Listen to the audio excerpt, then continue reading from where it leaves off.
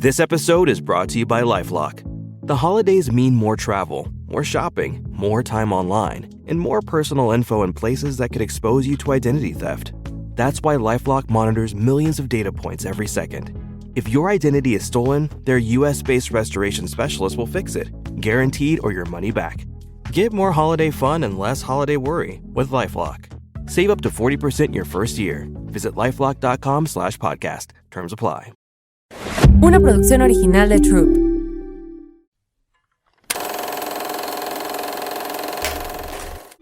Hola, yo soy Carla Cardona y esto es Querida Valeria. Querida Valeria, estoy aprendiendo mucho y eso me emociona porque serán cosas que algún día nos sentaremos a platicar. ¿Por qué sentimos que estamos en una época difícil, de mucha enfermedad, de violencia, caos, vacío, depresión y prisas? A donde sea que pregunto, me topo con alguna versión de esta inquietud. Nos sentimos inseguros, con algún nivel de ansiedad, como que algo malo podría pasar y no estamos logrando encarnar ni habitar nuestra vida de una manera más en paz. ¿Cómo poder hacer esa transición a una vida más feliz y gozosa? ¿Estará realmente en nuestras manos? ¿O será que nuestro entorno está en contra de nuestros sueños y anhelos de una vida más bonita, tranquila y sana?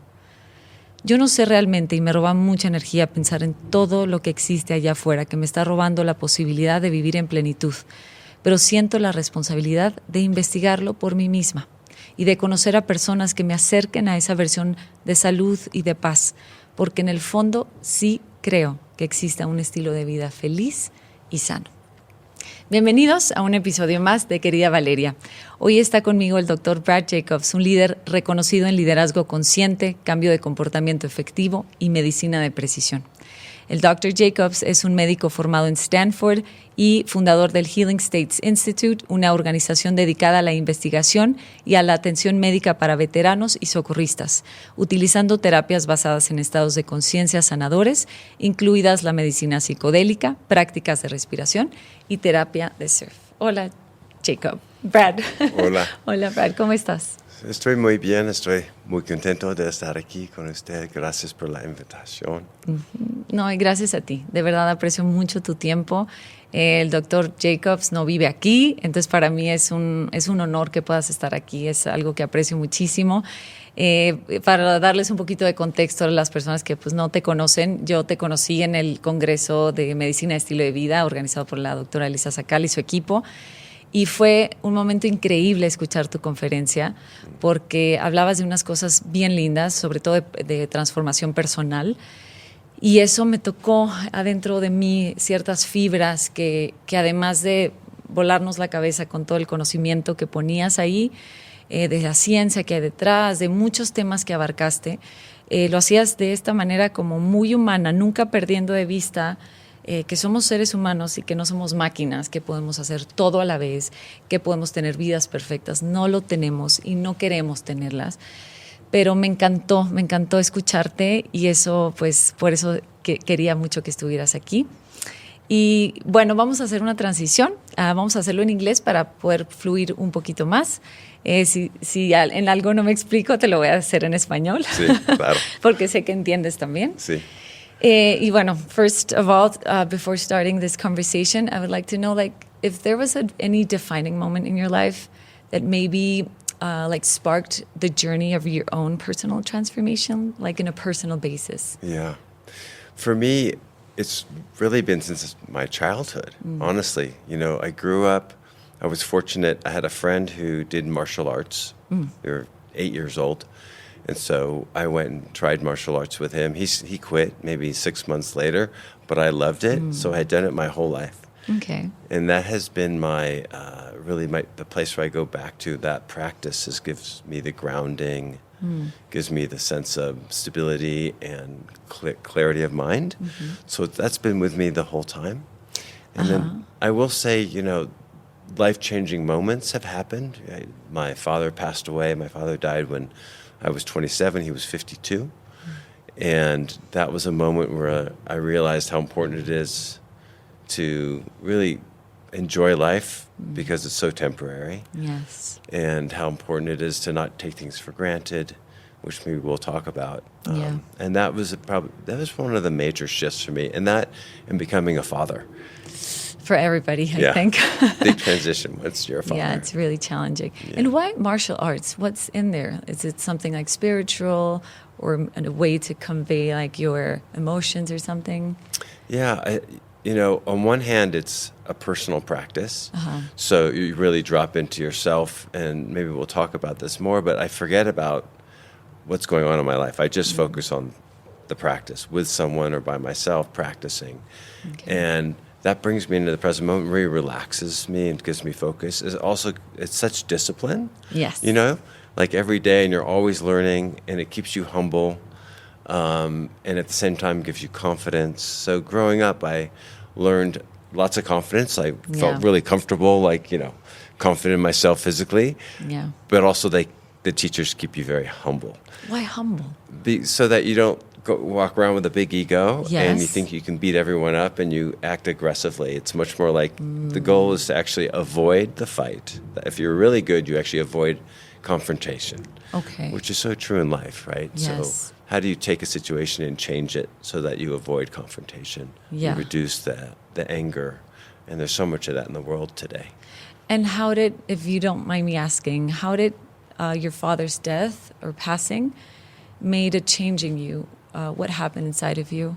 Yeah, it was a lot of different things. I mean, I was 27 when he passed. He was 52. He was healthy till he was 50 years old. And all of a sudden he had a brain tumor. So healthy guy, no medications, rarely saw doctors. Didn't really like doctors. Wow. And you're a doctor. I'm the first doctor in the family. Okay. Medical Wow. doctor in the family. Interesting. And so on one hand, I was in medical school at the time when he was diagnosed. And so I thought, we can save my father. Like, I'm a medical student. We'll figure this out. Yeah. And I was also interested in alternative medicine, Chinese medicine. Had some friends studying Chinese medicine, and I had done martial arts, Chinese martial arts. So I was very passionate about that too. And realizing, on one hand, both of them had beautiful things about them: conventional medicine, the neurosurgeon, and acupuncture and herbal medicine, and they also had their limitations. So that was humbling to realize. And then when he passed, it just really taught me how short life really is, and that you never know when your day is here. So it really forced me to look at, what do I want to do now? It really set my priority away from trying to make money and trying to, do all these things that are materialistic, and focus on, okay, if the end of my day is next week or a year from now or 5 years from now, what do I want to have looked back on and feel good about? It really shifted. I will say one more thing, which is so many of my friends, their parents, they're still alive, in their 80s and 90s. And so their perspective is very different. When we get into these discussions, they're like, you're going to live till you're 80. And I'm like, who says? Really? Yes. So it's been interesting. So for me, what I have found really helpful for myself, for my patients, as a practicing physician, watching my patients and trying to help them create a path towards more balance, is at what I call the bookends of the day, antes de dormir, and like right when you wake up, before bed, and right when you wake up, to do personal reflect time. So that means you forget about the future and the past. You forget about who owes you money. You forget about who you owe money to. Yeah. You forget what's in the news, and you just focus on yourself. And that could be reading. It could be writing to your journal. It could be meditation. It could be taking a nice bath with some candles, and just really having quality time to yourself. So that's one. And the other is a gratitude practice. I'm really a big fan. There's so little space for gratitude. Yes, there is. So prayer, if you're religious, gratitude, just to notice what you're grateful for, to maybe even keep a journal where you write down one thing a day you're grateful for. Yeah. And I often did that when my kids were younger. Yes. We would do that. They didn't like it, of course, No, they were don't. like, oh, Dad, here he goes again. But Yes, that's true. Right? Yes. But at the dinner table, we'd often be, okay, let's go around. What are we grateful for today? Not only in Thanksgiving Day. Not only in Thanksgiving Day. Yeah. And what if we feel there's nothing to be grateful for? That's a big challenge for people. I think it's the most basic things that we can be grateful for, like literally the fact that I'm alive. I mean, for me, like I said, starting there. I'm 60 years old, so my dad died 8 years younger than me. Every day that I'm alive, I'm grateful for, because I could have been dead 8 years ago, like my father, right? So I think literally I'm alive. My body is healthy or relatively healthy, whatever parts are healthy. I had a beautiful whatever smile parts today. are healthy. I like that. Yeah, Okay. and Even just- if I'm sick. Yeah, Okay. yeah. For example, I've suffered with chronic back issues for 30 years, and Okay. I've lost muscle in my leg from nerve damage, and I was in chronic pain for years. And now, in that time, it was really, I could either fall into the darkness of all the pain, and that can consume me, or I can learn to look at not the shadow, but look at where's the light. And for me, there's lots of shadow. We all have our own personal shadow. The violence that's around us, the violence we do within ourselves and our own thinking, how we speak to ourselves.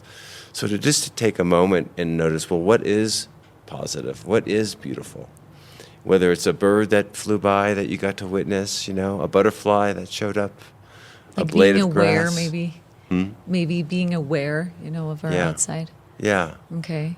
Learning you and I can look in the same room and see very different things in the room.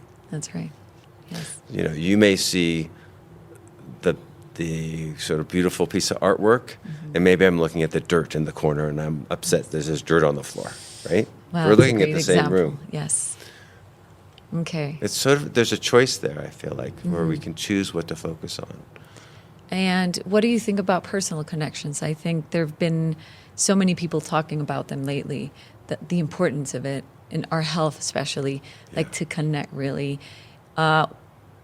But I don't know, maybe if you live alone, that's maybe harder. But if you have a spouse or kids, I think we have to do this effort to connect, maybe at dinner, maybe before sleeping, something that really connects us to, right? Is this right? Yeah. Okay. Loneliness is an epidemic, right? Yes. Like we're more connected through the internet, through social media, and more lonely than we've ever been. That's right. And actually, we're in the process of writing a book around how to age well through social longevity. So social longevity. So the fact that we can age much longer, we can age well, we can live a lot longer if we actually are more connected. And there's lots of science on this. Matter of fact, we're 3 times more likely to lose our memory if we feel isolated and alone. Dementia risk, which is as bad as there's a particular gene for dementia called the ApoE4 allele gene. It's like the worst gene. If people have it, they're devastated. And that increases your risk by 300% of dementia. 300%? 300%. Oh But my being alone and feeling isolated increases your risk by 350%. So many people that are sophisticated are worried about their genetics, but just feeling connection is, to your point, so much more powerful, So for me, I say to people, okay, if something major happened in your life, who are the 4 people you would reach out to in your life, and write their names down. 4? Yeah. Can you come up with 4 people in your life that you could say something positive or negative major? Okay. And write those names down. And then the second question is, when's the last time you talked to them? Right? Yes. And so to find a way to talk to those people, not just for the big events, but maybe once a week, to find a way to write an email or send a text or have a phone call, even better. And I think even just call to say, I love you. Yes. How are you? That's right. You have a personal protocol, is this right?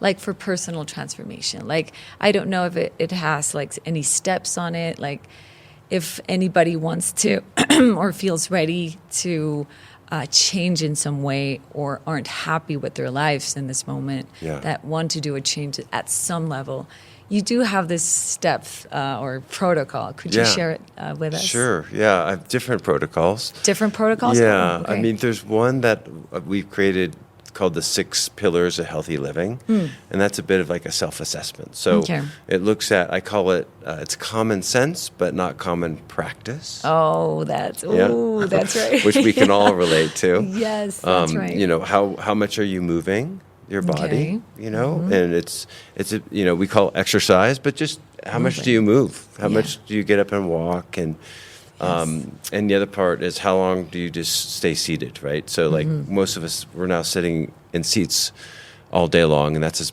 bad as tobacco smoking for a risk of heart disease, for a risk of, Oh my God, I didn't know that. Yeah. So is that harmful? It's that harmful that we sit all day. Okay. So I tell people once an hour, get up and just move. Yeah. You know, for 5 minutes, go walk around. You know, have a conversation with someone or don't. But just get up and move your body. So movement.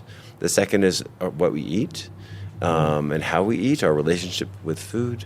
So it's not only what we eat, it's how we eat how we eat. So how often are we working and putting food in our mouth at the same time? Like we're not aware of the food we're putting. We're just eating while we're doing some other task. Okay. Right? I don't know how often that happens for you, but you know, you're at a computer or you're on the phone or you're driving. You know what I do? I'm very obsessive about food. If it's the right food for me, I stopped the calorie thing a long time ago because it didn't work. Yeah. I'm mostly into nutrients right now. Yeah. But like, is this good? Is this how was it cooked? And I don't think I get to enjoy like the sitting down and being, because we humans, I think, food is not only about eating, it's about sharing. It's about loving. It's also like a love language. Yeah. It's the time we sit with our loved ones, or maybe with us. If we're at work, maybe it's us alone. But it's that special moment. And sometimes when I'm aware, I can just let go and enjoy.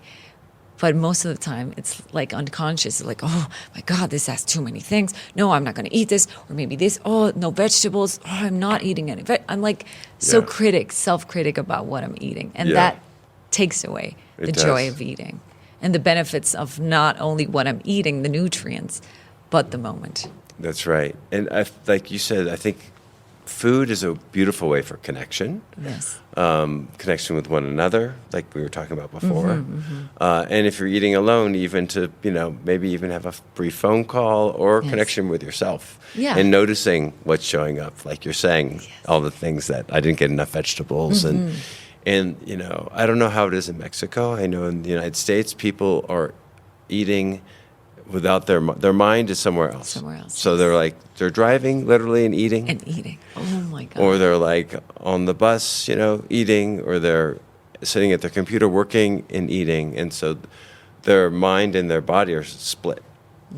So that relationship's so important, you know. Okay. So sleep and then is the third, and then stress and resilience is the fourth, connection, the fifth. And the last one is finding passion, you know, some meaning and passion in your life. So I sort of ask people, can you do an assessment, you know, 1 to 10? I have a more detailed assessment, but on 1 to 10, do you feel like you're getting a lot of movement? And how's your food? How's your sleep? And then the ones you score the least well in, the ones you don't score that well in, and you're excited about trying to do better in, then let's focus on that one thing. You know, so a lot of people never exercised in high school and don't like exercise, and of course they don't score well on their. Yeah. But don't go try and exercise, because you're just going to fail, and then you're going to get mad at yourself, and then you're going to be upset with yourself, and then you become a critic, and then it makes things worse. Okay. So I encourage people, do the one that maybe isn't so as bad as exercise, but you're excited about. Maybe it's sleep, maybe it's stress, and once you focus on that, you'll find. Let's say it's sleep. Now you have maybe more energy to walk a little bit more. Okay. You know? Yeah. So that's those 6 sort of different pillars, I call them, to do a nice assessment. And then within that, you can focus. Is there any one of these pillars that is more important than every other one? You know, as the decades have moved on, they've changed for me. Okay. And the data, I think, changes. And I think for everyone, it's a little different. I think for some people, if they exercise, everything changes for them. Like all of a sudden they eat differently because they feel their body and they remember their body. Yes. And so they want to eat a little different. Okay. And they know they have to get up in the morning to exercise, so they go to sleep earlier, right? And then the exercise relieves their stress. Oh, And then while they're right. exercising, they get perspective. And then for other people, once they have sleep better, They can then they have exercise. energy for exercise. So I feel like the portal in is individualized, but I will say from like a population perspective and what the science shows, connection. Wow. Back to what you said. Yes. You know, and this feeling of isolation and connection and finding ways to connect. And when I tell people there's family, although sometimes that's complicated, there's friends. Yes. And if people don't have a lot of either, I tell them, what do you like to do? And find groups of people that like to do that, Yeah. you know?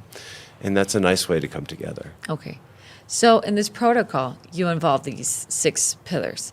Yeah. Do you have like any other one that's like that involves, because you were mentioning in this conference about peak performance, peak experiences, Right.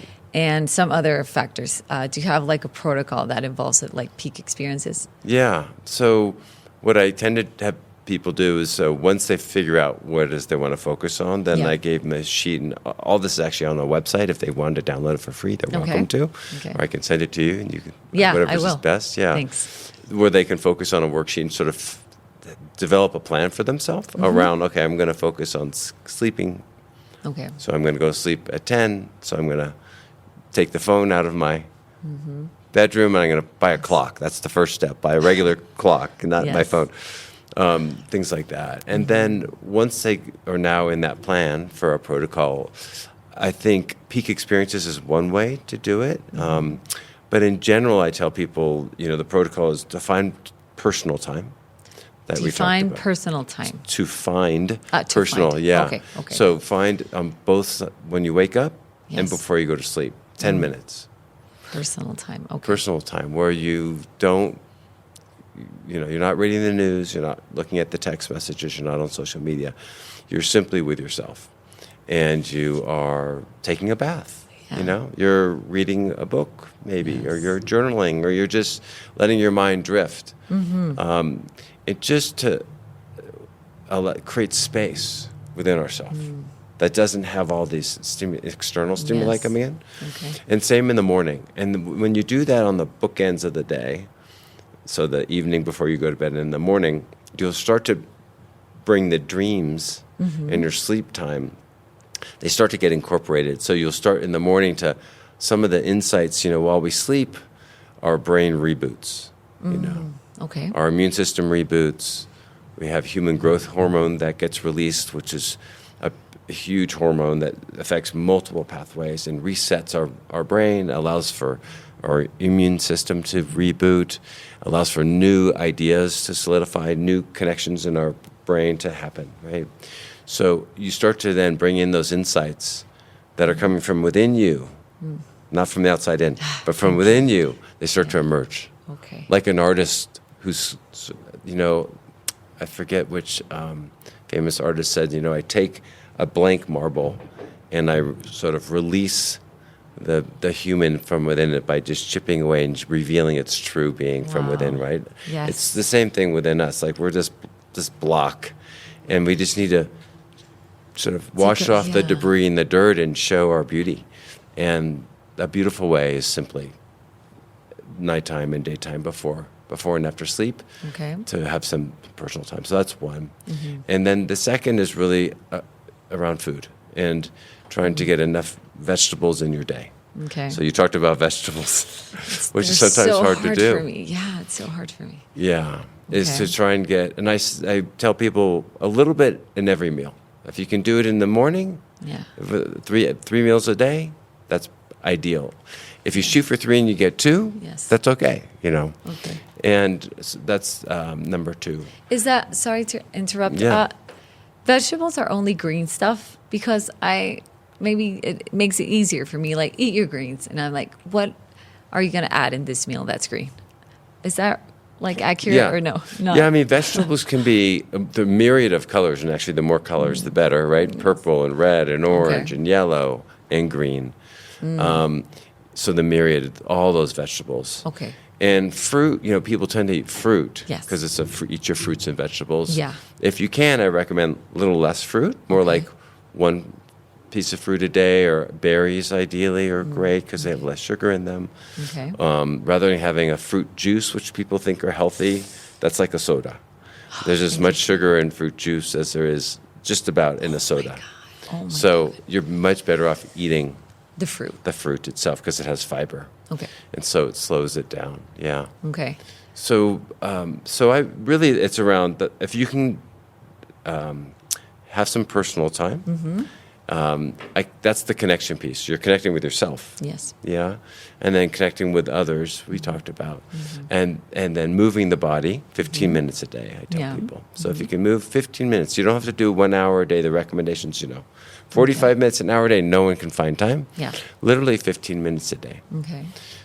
So if you can move 15 minutes a day, if you can get 5 to 7 servings of vegetables a day, which is about, a serving is basically this much. You have to get 5 of those? Yeah, so if you can get 5. Oh my God. So here's the good news. What I tell people is, it doesn't, so if you eat, people that eat 7 servings or more vegetables a day or have 42% reduction in mortality. So they live a lot longer. So over 40% reduction in mortality if you're eating 7 servings of vegetables a day. That's a lot. There's no medicine out there, not a single medicine that's can as give you potent as that. Not a single one. And when they looked at the research of whether it's heart disease or cancer, within every single category, it helped. But the good news is, here's the good news, is that if you start at 1 serving a day and go to 2, you get benefit. Or if you go from 2 and you go to 3, you get benefit. Every step of so every additional serving, it's about a 6 to 8% benefit. And if you end up with 7, you're at 42. Yeah. But literally, you start at, I don't eat any vegetables. Okay, I tell people, just eat 1 serving a day. Yeah. You've just improved yourself by 7%. So, oh my God. Which is great. Yeah. That's I was the good news. in this wellness center about 4 months ago, and they only had vegetarian. And it was full. It was loaded of vegetables and like maybe beans and greens. And I was thinking, I think that if we ate that way, we could live like for 100 years. Yeah. It was like amazing. Yeah. Our bowels feel better, right? You feel lighter. But so much lighter. It was like maybe anti-inflammatory. Yeah. I felt like healthy. I felt mentally healthy. I felt less brain fog. It was like miraculous. And I couldn't believe it was only because I changed the food that I was eating. It was amazing. And it's really so powerful. It's really inexpensive. Like you can eat healthy and it doesn't cost a lot of money, right? Okay. Vegetables, right? Vegetables. Rice and beans, vegetables.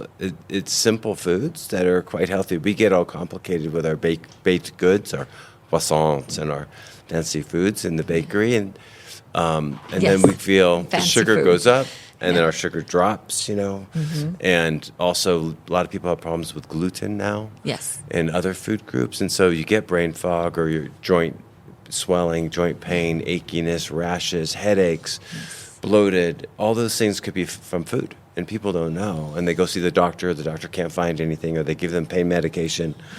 But the truth is, it's so much of it relates to our food. Oh, my God. It's amazing. So it was personal time. It was food, connection, and what was the other one? Movement. And movement. Yeah. What's movement? I mean, one of the things that really drives me away from exercise is the time, is the effort. Yeah. I feel I have to be carrying and lifting weights like for an hour and a half, and I think I don't have time. It's so hard. Yeah. So I'm not going to move. So what would you advise people? What is movement? Maybe just walking, maybe just What is movement? Yeah. So ideally, Yeah. people do. I'll tell you what my personal routine. Maybe I'll start with that. So my bookends of the day, before I go to bed and when I get out of bed, I do 10 minutes of stretching. Okay. Yoga really is what I do. And it was the only thing that really relieved my back pain. I was telling you this chronic pain I had. And, I studied Chinese medicine. I've studied acupuncture. I went to medical school. Like, I tried to learn as much as I can. And while those all had some health benefit, yoga profoundly changed my pain in my back. And so for me, yoga. So as we get older, we start to get a little bit more rigid. Yes. And mentally and physically. Yes, that's and right. actually, the more limber we are physically, the more mental limberness we can have, and vice versa. That's proportional, right? Yes. Wow. So I recommend a bit of stretching in yoga. That's considered movement. Did you do something before yoga? Like, did you lift weights or something like a little more intense? Or Yeah. that was your first approach to exercise? Yeah, I used to swim. I was a competitive swimmer. Oh. So I was swimming and doing martial arts. So weights were usually in the backdrop. I actually do more weights now than I ever did, because as we get older, as you were saying, for better and worse, it is better to do weights. Even your own body weight is great. Okay. But back to your question about movement, I would say 15 minutes a day of movement. It could be walking, literally just simply walking. And there's a great study where they took people 70 years old and older, and they said, okay, and they randomized them. You guys do 45 minutes of walking a day. You guys do 15 minutes of walking 3 times a day. Okay. They had the same benefits. Really? Yeah. So if you find, we can all find 15 minutes a few times a day to walk, to do something. So I either park further away if I'm driving, or I get off at a bus stop a little bit further away from my destination, or there's so many ways to do this. Or I'm in a meeting and let's go for a walk and have a conversation. Okay. Let's look at the data on the computer, and then we go for a walk, and then we come back. You can just weave it into your life. Okay. So I recommend people do 15 minutes. It's sort of like vegetables. If you have 0 vegetables a day, going to 1 vegetable a serving a day has huge benefit. Okay. Same with movement. Okay. If not even more. Going from 0 to 15 minutes is huge. And then the studies have shown after 20 minutes, going from 20 to 45, there's some additional benefit. From 45 on, there really isn't that much additional benefit, other than some of the fitness parts. But for our health, the benefits actually start to diminish. So just 15 minutes a day.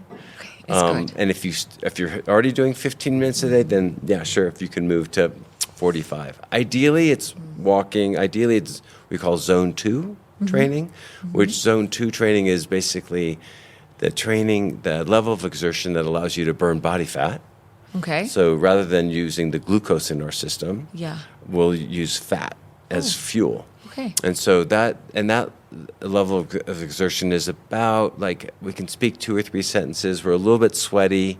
We can still have a bit of a conversation. That level of exertion is the ideal level. Okay. But in heartbeats? Yeah. What's the, it's like... So it depends on our age, but it's roughly 220 minus your age, and then you divide that by about 70% for people, for zone 2. For zone 2. Which a lot of people say, I don't feel anything. Like, I want to go exercise and feel it, which is fine. Yeah. But if they're looking to actually burn body fat and trim and get more endurance, then ideally it's 45 minutes. We're back to 45. Ideally it's 30 to 45 minutes in zone 2 training 3 times a week. Okay. And then ideally 2 days a week of strength training. Okay. So that's the ideal routine. Yes. And strength training could be as easy as push-ups and pull-ups, so your own body weight. It doesn't have to be weights per se. Okay. And doing lunges. There's lots of ways to do it on your own. So, yeah. You're giving us hope, Brad. Yeah. Thank you for that. I think less is more, yes, honestly. yes, Part of the problem is we're supposed to do 15,000 things in order to be healthy. And what I tell people, including myself, is who has time for all that? So choose 2. It's hard. Can you just start with 2 things? Yeah. And what I believe is you start building. You don't start there. You have to start here with just a little bit. Every day. No. Yeah. What is a peak experience and what are its benefits? What are they? So peak experiences means having an experience that brings you into a flow state. People describe it as a flow state where you're in we're talking about time. Yes. Where time really has no bearing anymore. Have you ever had a moment, and maybe you guys in the audience can relate to a moment when time felt like it took forever, like almost like in a car accident or something, right? Where everything slowed down. Yes. Or it was a 3-hour event and it felt like it went by so quickly. And those are peak experiences where you're in this flow state where you're only in the present moment. You're fully absorbed in the present moment. You're experiencing everything in magnified time. Okay. And in that moment, everything shifts. And our brains shift. The waves in our brain, the brain waves change to a calmer, more awakened state where you can take more in. Yes. All the filters that we normally have, that are filtering out the sound and the light and other distractions, all of a sudden they can be more open or they can be very removed depending on what's happening. So in that peak experience, there's nothing else that's going on other than what's right in front of you. And time goes away. Does it have to be like a near-death experience? I'm thinking about an experience I had like a few years ago. We went into this little boat in deep open water in the ocean, searching for whales, the shark whales. Mm-hmm. It was so long, and I was so afraid of water, so afraid of the ocean. And I had my little baby and my daughter, and it was such a inside terrible experience for me. Once I dived into the water, everything went away. Like I saw the shark, and everything went away. It was like the most amazing experience of my life. Like seeing the shark coming towards me with its mouth. Wow. Like it was worth it. I was suffering. I was crying. I wanted to go back. I was in a terrible state. But then everything went away. And then the returning to land was a little bit better. But once I touched the sand, I felt like a wave of joy I couldn't explain. Yeah. And I was actually thankful for that experience. Yeah. I was thankful for myself, for being so brave, because I thought I was being so brave. But I think I was fully present because, I don't know, because maybe the fear was involved. Maybe I wasn't present. That's why I was suffering so much, because I was caring for my kids. But is that a peak experience? Yeah, that'd be a peak experience. Yeah, okay. For sure. And I love how you bring up what we talked about at the very beginning, gratitude. Like all of a sudden you felt... That's right. Such gratitude for just being alive. Like you made it. Thank you, God. Your baby was safe and healthy. Yes. And that is a peak experience, and where you had so much duress, so much challenges to get to that. It's like climbing the mountain. Yes. And then you reach the summit, right? There you are with the sharks there, and there's, oh my God, it's this bliss. Oh, that's right. Like and then climbing a back. mountain. That's right. Okay. It's like this efforting that happens. There's so much to be said about that. All the where there's efforting that happens, where you feel uncomfortable and you feel out of sorts, and you don't, you lose your bearings. So out of and control. Yeah. Your emotions are everywhere. And then you have this moment that you had where you were utterly present that made it all worthwhile. Yes. It was. And it doesn't have to be as complicated as that. We can get them in simpler form, but that is a beautiful You don't have example. to feel like you're dying. That's you don't what have you to mean. feel like you're dying. Okay. I would say yoga or meditation, or for me, martial arts, is a beautiful flow state in a way to have a peak experience. What I personally, this is not the general definition, is how I'm using peak experiences. It's a method to get us out of the prison of our mind. I love that. It's a method to release ourselves from the prison of our mind. Oh, I love it. Thank you. Yeah. Because it gives us perspective, right? So if you take a moment, that experience, or even if I'm doing, let's say, some stretching or some yoga or some breath work or even the rosemary prayer, and you step away from all that stimuli that's happening, And sometimes what can happen is you're in the trees and you're all these obstacles, you're seeing everything, and then you get lifted out, and you're on the mountaintop looking down at the forest now. Mm-hmm. And now you have perspective. It can give you perspective. But you have the peak experience, and on your way back to your life, Yes.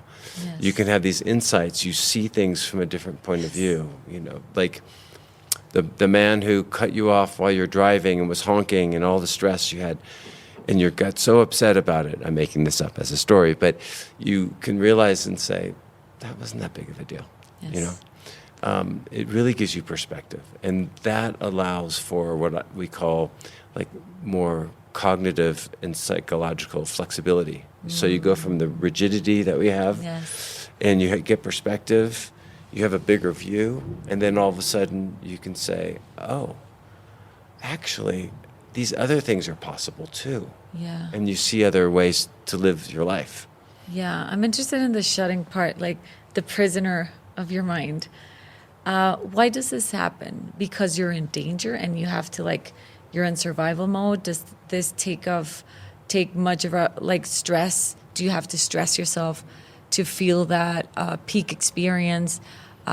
What is happening inside of ourselves to be in that state? Yeah, I think we live so we've lived so many years in all of our experiences. Then when you were a child, you had a positive experience, a negative experience, whatever the experience is. Let's say when I was young, I, was walking down the street and a black cat came across the street, and then 30 minutes later, something bad happened, right? Yeah, coincidence. Right. And then now, the next time I see a black cat crossing the street, I'm going to be afraid something bad's going to happen. Okay. And so I see a black cat, and all of a sudden I'm living whatever happened in the past. Mm-hmm. I'm pretending it's happening now. I don't know this consciously, but unconsciously that's what's happening, right? Or the way a person disciplined me, let's say my father disciplined me as a child, and the way someone speaking to me reminds me of that unconsciously, I have that same reaction, right? Okay. So we find ourselves then a prisoner of our own mind because we're creating realities in the present moment that aren't happening, right? We think they're happening, but they're really not. And so the way someone looks at me, because it reminds me of something that happened before, and I think they feel a certain way because it reminds me of how someone else felt before, but I don't know that's how they feel. And so we get trapped in our own mind with these beliefs, and we get pretty rigid. And so the peak experiences free us up. You move into this moment, and like you said, you had all this emotion. You feel probably felt more space and a bigger version of yourself. Yes. A little more clear-headed, Yeah. And then you could look at something with a very fresh perspective, with new eyes, Okay. And that's the beauty of a peak experience.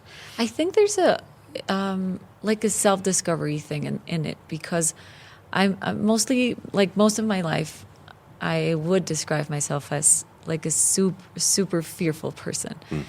And discovering a really brave person, it almost looked, I remember feeling very similar to when I had my babies, to the birth of my babies. It was so scary. It was so painful. I was so out of control. You can't control anything. You just have to trust your body, and that you're going to be alive, and that everything is going to be okay. Yeah. That, for me, that was the real present. Afterwards, after the peak experience, that I do believe there's a little fear in it, aside from stress, but that fear that you never know. You actually can die. It's not very probable, but your body thinks maybe you could die and drown and die. So the person I discovered lied within me was such a present, and that was the final. That outcome was so nice, because that story of the prisoner is conditioning my stories every day because of what you're explaining. It reminds me of so many stuff I lived time ago that keeps me a prisoner of my own self, and I can't go through stuff and create something else. Yeah. I'm mostly we say in Mexico, me casé, like I'm married to that version of myself. And suddenly this brave new girl appeared, and she could do it, and she could swim, and she could see the shark, even though, I mean, sharks are so scary, but I did it. Beautiful. Yeah, and I think that is something that's really valuable, like really, really nice that when you said it in this conference, that's maybe the thing that moved me. Like, it's so powerful. You talked about surfing. That was like a really good peak experience for you, right? Yeah. Because of that. It's exactly the same thing. You have this fear. Yes. You know, you could get hurt. You could fall over the fall. You could drown. Yeah. And you go a shark anyway. Can appear. There's shark. Yeah. It's cold. It's uncomfortable. Yeah. But and then you get these moments, maybe even they're only seconds, of absolute pure awe, and you know, and all of a sudden, it's hard to put words to, but you feel this gratitude, this how blessed it is to be alive, and then I had the courage to do that. Yes. Actually, I do have some courage I can pull out of myself. And to your point, that you can change your story, your narratives. Yes, your narrative. I feel like that's an important thing for people to be mindful of too, is the stories we say out loud. Yeah. You know, a lot of people say, ¿Cómo está? ¿Qué tal? Oh, muy estreso, right? Sí. Yeah, I'm so stressed. Maybe don't say that, you know, maybe hold that and give a different story. Say something else.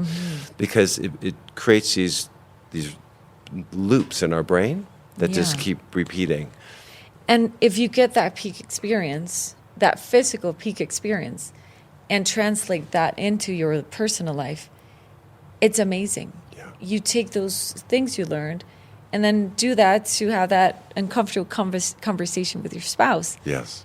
And be brave and Yes. be uncomfortable. Yes. And you not knowing the outcome of that conversation, it takes the same physical thing, like conditions in your body, to do that and to say no to that awful boss of yours, or abuse, or especially abuse. Let's mention that, because it's so scary. It's scary. That's right. And being like trapped in there, and then you go like, oh, I can do this. I am going to tell. I am going to set limits. I'm going to do things differently because I'm made of other stuff. And other stuff is right there, like waiting to be used for the positive change. That's how I see it a little bit. Right? Yeah, I absolutely agree. I feel like you can. I think of it like they describe it as you're on the cushion or on the mat. You know, on the yoga mat or on the meditation cushion. It's an opportunity to experiment. It's your own little laboratory. Oh, okay. And then you can. It's safe there. Okay. And then you could take it off the mat, out of the experiment, and try it. That's a big one, what you said. Which, if a spouse that's abusive, that would be a big jump. But even the small ones, or your boss, and then because you've done it in a safe environment, now you know how to do it. Now you can bring it into yourself. This is part of who I am. I am courageous. I did it in this relatively safe place. Maybe the boat wasn't so safe for you, but it was horrible. Yeah, but it's a beautiful way to take that into your life. I agree. Does inside our brains do we have like benefits, like the new neurological connections or something while we experience those peak experiences? Yeah. So a lot of times what can happen is we then allow, when I was talking about like new, to free your mind. So you have these relaxed beliefs, you know, all of a sudden things free up. And your brain makes connections to other parts of the brain that it doesn't normally talk to. And so then it's like talking to a new person that you didn't speak to before, and you learn new information from, and then now you create a new relationship. And the same thing happens in our brain. So one part of our brain is now talking to another part it doesn't normally talk to. They form a new relationship, and they connect. They hug each other, right? So now they have a connection, and that gives new insight. So we could talk about neuroplasticity. I love it. And as we get older, they say it's harder to make new connections, which is not true. It's false. Yeah. Okay. And so you can and do, and peak experiences are a beautiful way you get insight.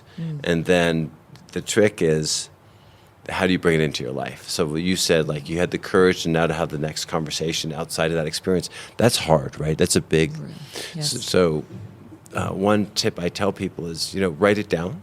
Okay. I feel courageous today. I did it, whatever it is. Or speak into like your phone or something, which I prefer because I can hear my emotion. And I go back and listen to it. It might have been 5 years ago. I'll go back and listen, and by hearing it, and sometimes it's good to write, but by me hearing it, I relive it. And then I remember it again. I am courageous. I can be courageous. Yeah. I can go have that conversation. So your past self can remind you of what you can do in the present time. Especially when you're in that moment, right, where you're fully in that experience of how courageous I was, how courageous you were. But then you forget. You forget. So that's a good tip. Because the old stories come back. Okay. That's Yeah, the that's default, is the old stories. So it's a great way to pull in the new possibilities. Okay. What is hormesis? Is that the way you pronounce it? Hormesis, yeah. What is that? I hear so much about it Yeah, nowadays. so I would say the boat example you gave is an example of hormesis. So it's in we talk about chronic stress. We've been talking a lot about chronic stress. This is acute stress. And our bodies were designed for acute stress, not chronic stress. Okay. And so the chronic stress wears us down. Okay. But acute stress is actually a good thing. And a simple example is you're a kid, you get sick. You get a cold or you eat something bad and you get diarrhea and you get sick. And then your immune system actually gets built up from that. And so it's a positive thing. Or you have another, you're under a cold environment. One of the things I like to do, part of the protocols that you were talking about was cold plunges. So getting in cold water or cold shower if you don't have access to a cold bucket of water, or an ocean or something. And that's an acute stress that then creates the whole system has to come online. But then you stop it, and so then it now grows and learns from that experience. So it's been shown in lots of different, animal models and in lots of different conditions. That's really good for our system.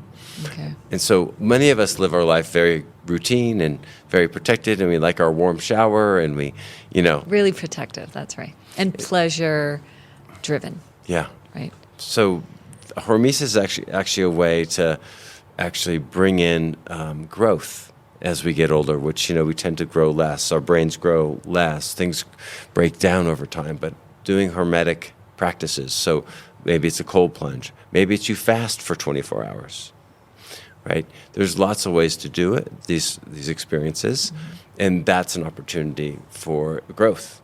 So I recommend people find ways to have these hermetic experiences. It's like little amounts of stress, but physical stress.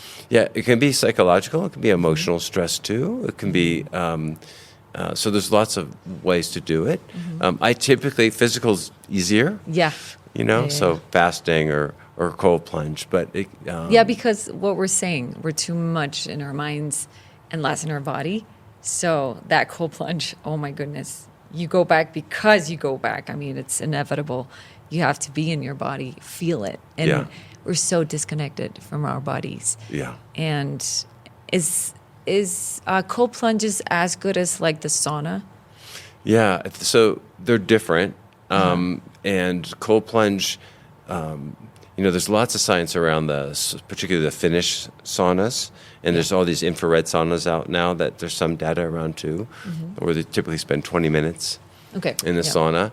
And the cold plunge has different benefits, it seems like, because it's so jarring, and it only takes 1 to 3 minutes. Yes. But yeah, that can be really beneficial. They're both beneficial, and I think they're beneficial actually paired, so that you do a cold plunge and then sauna and do a couple circuits of that. But why does it feel like so? The cold plunge, I've done it twice. It feels so dangerous for me because it's so painful. Sauna is uncomfortable because you're like the heat. It's like uncomfortable, but it's not painful. But cold plunges are so painful. Why is that?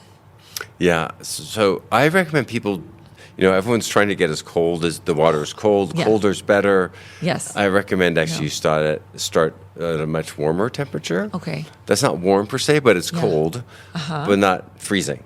Okay. And then that's still a shock to the system. Okay. You don't want to deplete too much because some people, they actually deplete themselves too much and it's too big of a stress on the system. That's not good. Oh. Okay. And so and particularly, so the less body fat you have when you go in the cold plunge, the more likely you're going to really get cold and potentially hypothermic. Yes. Okay. Versus people that have they're large, lots of body fat around them, and they look at you like, "What's the problem?" You're like freezing. And because they have a big insulation in there, right? That's unfair. So that's totally unfair. So that's fine. So I recommend shorter periods of time and a warmer temperature. Is it dangerous at any point? I saw this video of a man talking about the dangers. I don't know the science behind that. But like maybe a heart attack because it's so stressful that if somebody's not prepared, or like you have so many people giving these the courses on putting yourself in the ice, but without any knowledge of your health condition. And for you it can be dangerous, but for the 90% of the people are here, it's good for them, but not for you. Are there any dangers? The only danger really would be cardiovascular. So if you're someone that has heart disease, then it is a big shock to the system. Okay. And so people, in theory, could have a heart attack because it's a big stress. It's like all of a sudden running a sprint. Like, right, it's probably what you felt like, right? You're in there and all of a sudden your heart rate jumps and everything's like, it's a shock to the system. And so for people with known heart problems, that could be it. But otherwise, not really. The other thing is blood pressure. But again, particularly with saunas, if people are in there too long, they can pass out, right? Okay. Yeah. So it's those sort of extreme situations. But otherwise, it feels like it must be horrible for you, but it's really not. It's actually can be quite helpful. Because you let time. The second time, because it was like so traumatic for me. Like the first time I did it, I was there for 3 minutes and it was like shocking, but I did it. But the second time, it was this really nice woman that guided me through the process, and it was less aggressive. I don't know. I dived my feet in there first, and then my legs, and then I started going slowly. It was about 8 minutes long because it was like progressive. Yeah, it was progressive. And is that also good for you? Yeah. It is? It doesn't have to be like the complete submersion. No. Shocking. No. Not because at all. I felt bad, like, oh, well, I kind of cheated, No, and, we have a culture of, bigger is better and harder is better. And that's not true. Okay. No. And everyone, everyone has their own laboratory, their own body is their own laboratory. And you can look at your own HRV is a great way to look, actually. And sometimes these peak experiences, these hermetic experiences, can reduce your heart rate variability. But then the next night and the following couple of days, you'll see it go up. So that's expected, So you put yourself under a bit of a stress. So the system is reacting. Your heart rate variability goes down. Maybe your resting heart rate goes up. And then you'll find the next couple of days, all of a sudden, your heart rate variability is higher. Yeah, okay. And because of that experience. Because of that experience. It's been a positive experience for you. So we've been mentioning so much the HRV.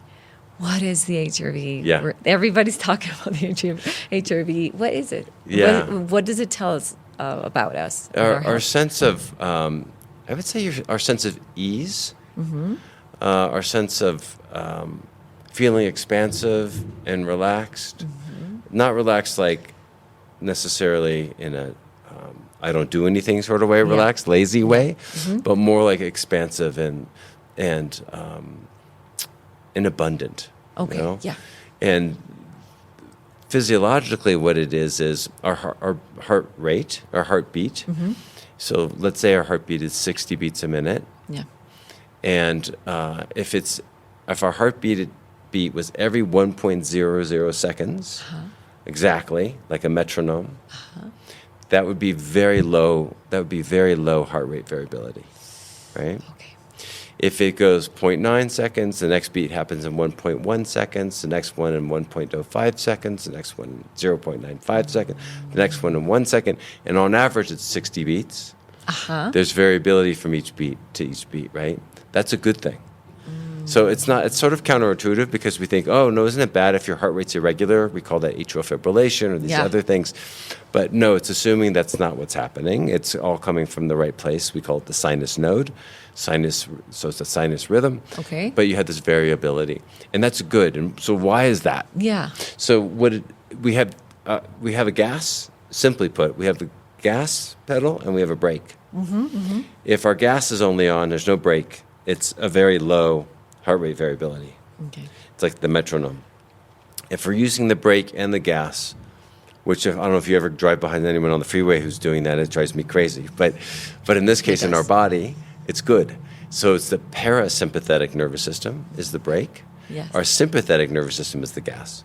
And if our parasympathetic nervous system isn't working, isn't online, then all you have is the gas. So when you have a higher heart rate variability, it's because of the parasympathetic nervous system is working. And so how do you activate your parasympathetic nervous system more? Because we don't activate it as much as we used to back in the before the Industrial Revolution. Yes. When we were out in the forest and we were grazing and maybe we were hunting, but the hunt was happening, which was extreme and intense. The peak experience. The peak experience, but it was over. Yes. For a week, a month, 3 months. So how do you do that? So one trick is our breath. Okay.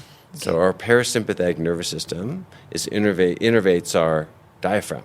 Okay. It's the vagus nerve, it's called. The vagus nerve comes down and innervates our diaphragm. When we use our breath, it turns on our parasympathetic nervous system. Okay. So the more stressed we are, the less we breathe. So as we learn to breathe and use our diaphragm, we can turn on our parasympathetic nervous, and our heart rate variability will go up, and that's a good thing. Okay. So that's a trick we could use during the day. Yeah. Like, when we sigh, like, it's so liberating. Yeah. It's turning on our parasympathetic nervous system. I like to. Because that big breath is like that long exhalation turns on our parasympathetic nervous system. So if you're feeling stressed, sigh, Tell people just to sigh. And just long exhalations, just letting it go. Okay. And our heart rate variability goes up. Okay. And so that's associated with these feelings I was talking about. When it's low, it's been shown to all sorts of things. So more absenteeism at work, like people are sick more often. Yeah.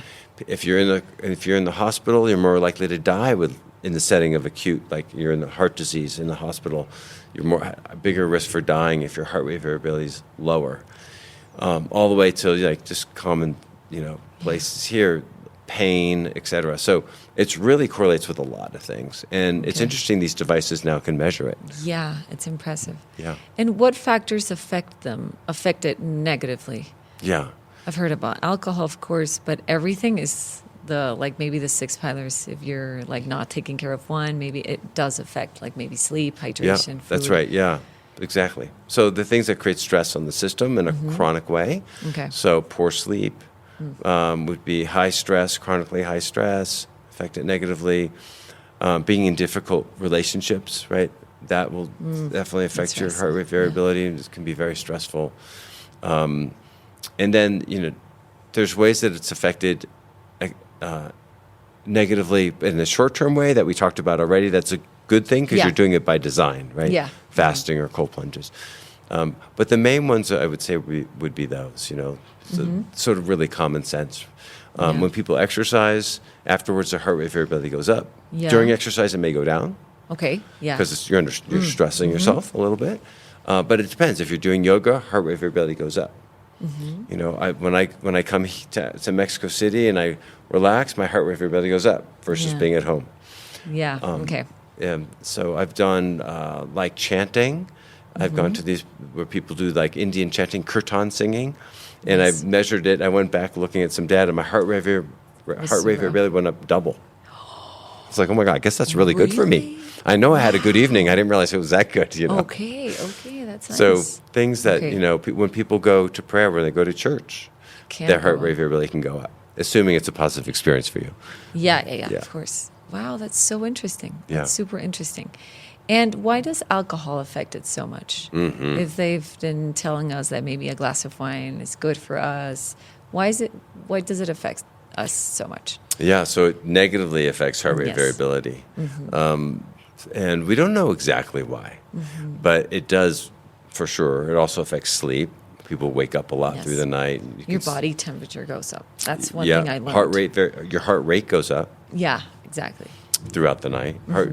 For many people, their temperature can go up. Not everybody. Not everybody? Oh, for me it does. People's breath rates go up. And so it actually, as they're metabolizing the alcohol, the toxins of the alcohol itself, and will just disrupt our systems. And for unclear reasons, like I don't think they've mapped it out, but it dramatically will reduce your heart rate variability. I think it increases sympathetic activity, and reduces parasympathetic activity. Okay. So there's many better ways to calm yourself down than alcohol. Unfortunately, alcohol across the planet really has become a main way to escape and quote unquote relax. And why is it? I remember you shared this like drug harm scale and I was impressed that alcohol was in the number one damage to yourself and others. Yeah.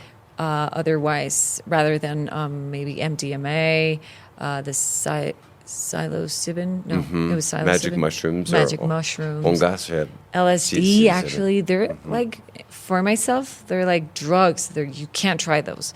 But then I see the scale, and like, whoa.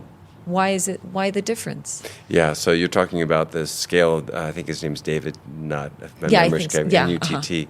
And so he looked at personal harm and societal harm for all these medicines or drugs. Yes. And he found the worst one of all of them was alcohol. I can't believe that, Brad. That's both individual and societal harm. Yeah. And if you think about, it makes sense, right? So all I can tell you, I worked in the emergency room for about 10 years. And every single shift, I would have 6 to 10 people come in for something related to alcohol. Whether they got in a car accident, they were throwing up from alcohol, they were bleeding because they're alcoholics and now their systems are all shutting down. Something. Oh, my God. 6 to 10. And when it came to those other drugs you described, I never saw anybody. Marijuana is a problem now because they're making high-potency marijuana, and so people come in more for that. Not as bad as alcohol at all, but still. So and then on the other side of the spectrum, and same with sleeping medication, by the way. So, or anxiety medications like benzodiazepines are pretty high up. The psychedelics, surprisingly aren't, right? But we were all taught that these are horrible. Terrible, yes. That you can become addicted, you can go crazy. And it turns out that those experiences are such big experiences that people don't want to do it too often. They do it with a lot of intention. They do it with some ceremony around it. And then they're like, okay, I'm good for a month or 3 years or 6 years. Whereas alcohol people drink on the regular. Yeah. And so for those reasons, we found that psychedelics, like you said, LSD and magic mushrooms, MDMA, are on the far, basically the safe side of the exact opposite side of alcohol. So they're not harmful to your body. They don't kill your neurons as we've been taught. That's right. They do not. Really, Brad? Oh, it's hard for me to believe. So many years being taught this. I know. In the United States, the movement around actually had a lot to do with political reasons. So right then, the civil rights movement was very strong. And so that's one thing that was happening. And the anti-Vietnam protests were strong. Yeah. And so they took that opportunity, and a lot of those people that were doing the protesting and were sort of in this revolution mindset, where some of them were using psychedelics. And then you had the cocaine and crack cocaine epidemic, and the whole civil rights movement. So the politicians decided that they would create a narrative, a story, that these things are horrible for us, and these people are doing it, and these people are the problem. And they were able to then imprison black people, imprison the people that were taking the psychedelics, and create this whole narrative, and just say no to drugs. Okay. And so, but the psychedelics have been shown now in clinical research to be 3 times more effective than regular treatments for depression, for post-traumatic stress disorder. And they're showing more and more things. Anorexia, they're starting to look at now, eating disorders, body dysphoria, and many conditions, fibromyalgia, trauma, and trauma, post-traumatic stress and trauma. It's and part of it's what we described earlier. So this opportunity to change what our narrative. Yeah, we have this peak experience. How we view the world can be seen differently. Yes. And you can reframe your story, and you come back having a different perspective and a different story. It's shocking, the effectiveness of these medicines. Is this for everybody? I wouldn't say it's for everybody. And so what I say around these peak experiences, psychedelics is one answer, but you could also go on a retreat for a week. Okay. You can go do cold and hot plunges and, create these protocols for yourself that allow you to maybe get to the same place through a different way. Okay. And psychedelic medicine isn't for everybody. Okay. A lot of people are using it for innovation and creativity also for the same reasons, like get you out of the same way of thinking. Yeah. Okay. And who would you say is not for it? Because maybe if I think if you have any in your home psychosis, schizophrenia, or something related, like a mental disorder. That's right. Maybe is that Yeah, they should not. People, what we call with disordered thinking already, they have disordered thinking. This can put them at risk. So definitely not for people that have psychosis or schizophrenia. And it has to be even just looked at with people with a family history of that as well, even. And the thing about psychedelics, and one of the concerns I have, is it should be done within a context of a community, some accountability. It doesn't necessarily have to be in a medical model per se, but there needs to be some intentionality where there's some preparation for it. People spend 1 week to 4 weeks preparing. They clean up their diet, they get better sleep, they stop drinking alcohol. Some practices recommend no sex for a week prior. Then you have the experience, and then for a month after, similarly, have a clean diet, and ideally reconnecting with people like we were talking about earlier, and sharing conversation and to reinforce all the learnings you had. Otherwise, people go right back to their life how they used to be. So it really has to be done within a larger context. Okay, and a safe space. Yeah. Because you never know, what's going to come out. Yeah. Because you're dealing with so many things inside. Yeah, so you shouldn't do it by yourself. Yeah, definitely. Unless you're super experienced, and even then may not be a good idea. And you should be with people that are going to just hold space for you and not get in there and try and intervene, and just really create safety for you. Okay. It's how I recommend it. It's not for everyone. The research is burgeoning right now. We just had a conference recently that here in Mexico, the first scientific medicine conference. And at the last conference in the United States, there were 10,000 people, and from people from all over the world, researchers studying this. It's very different. I'll say one more thing about it is just it's a very different model for pharmaceutical drug companies. And they don't like the model because the model is you do it maybe 3 times. For example, the MDMA studies did 3 MDMA doses a month apart with psychological therapy in between. Yeah. And that's it. And then you're done. Wow. And then they looked at the results a year later, and 72% of the people no longer had post-traumatic stress disorder, no longer had the trauma. Whereas normally in the real world, it's more like 30%. Yeah. And that's after 10 years of therapy and medication every single day. Wow. So this is a completely different model. And it's bringing the healing capacity and potential back into ourselves. That we're our own sort of healing medicine within us. Yeah, it looks like society's like searching for other options. Not like the ones they've imposed to us, right? Yeah. Brad, thank you so much. I know there's a lot of information. If you're ever back in Mexico, please come back. I'd love to come back. This was really valuable for many people because of what I said at last. Like society is doing the job. We're looking for different options. We're looking for different ways of living because it's not working. That's We're sicker than ever. The global mental health crisis.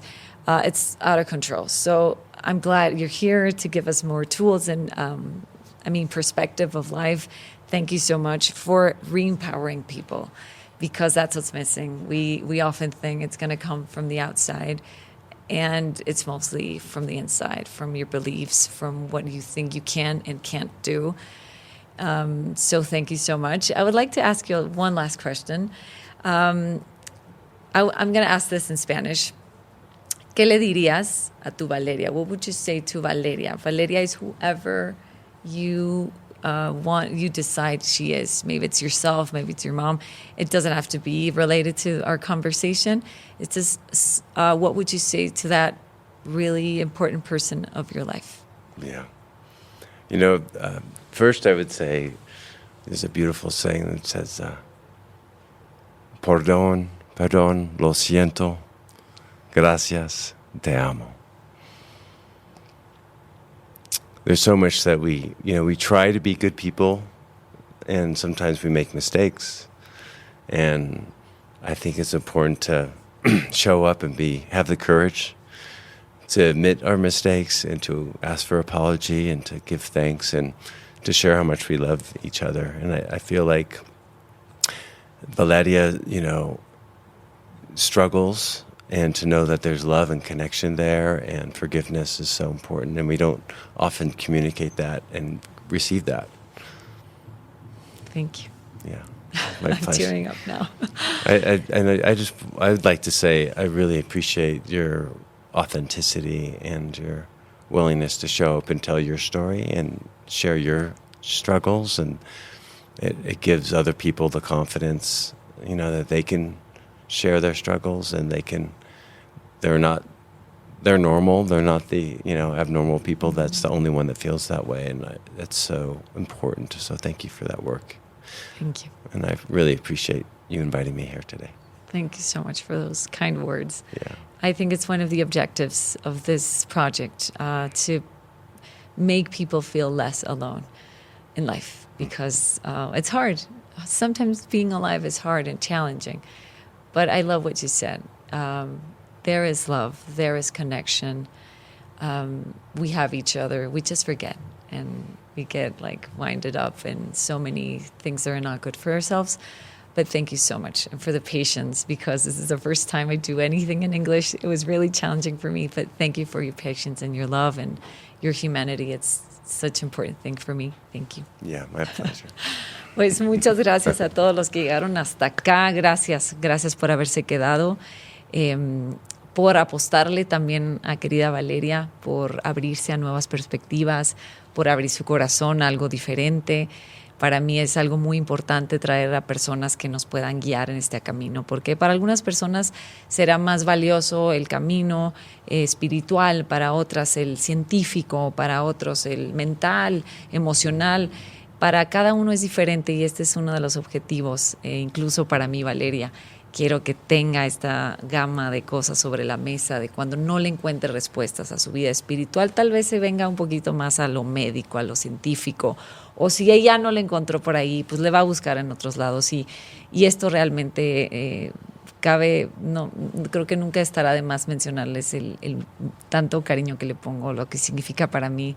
Es muchísimo y me da mucho gusto. Gracias. Me ayudan mucho cuando comparten, cuando le ponen una estrellita, cuando comparten en sus redes sociales. Si esto les gustó, por favor, compártanlo. O suscríbanse en el canal de YouTube o denle follow en Spotify. Esto de verdad que ayuda muchísimo al proyecto que siga creciendo y que llegue a muchísimos hogares y a personas que tal vez hoy no la están pasando tan bien. También ya es diciembre, sabemos que son épocas difíciles emocionalmente, retadoras, que no para todos es igual. Justo todo lo que venimos trabajando en el año de hábitos a veces se interrumpe. Entonces, que tengan estos espacios y esa hora y media en sus coches para reflexionar, para retomar, para estar con ustedes mismos. Y pues bueno, muchísimas gracias por haber llegado hasta acá. Les mando muchos besos y nos vemos la próxima. Con Treso, café, té y buenas charlas, presentó Querida Valeria. Una producción original de Troop.